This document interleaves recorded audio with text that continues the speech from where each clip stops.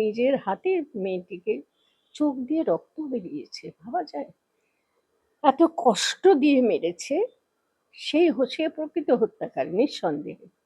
কিন্তু যে নিজের হাতে মেরেছে, হত্যা করেছে, এত অত্যাচার করেছে, সে ছাড়া তাকে দিয়ে হত্যাটা করিয়েছেন যিনি বা যারা, তাদেরকে প্রকৃত অপরাধী বলে গণ্য করা হোক, চিহ্নিত করা হোক, প্রকৃত অপরাধী বলে গণ্য করা হোক, এবং সেই অনুযায়ী তাদের শাস্তির ব্যবস্থা করা হোক।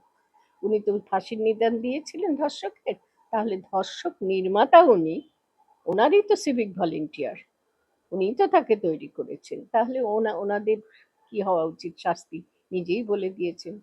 ধর্ষকের যদি ফাঁসির শাস্তি হয়, তাহলে ধর্ষক তৈরি করেছেন যিনি সিভিক ভলেন্টিয়ার রূপে, অত রাত্রে একটা তরুণী চিকিৎসককে সরকারি হাসপাতালে ঢুকে মারতে পারলো, কি সুন্দর ব্যবস্থাপনা ওনার।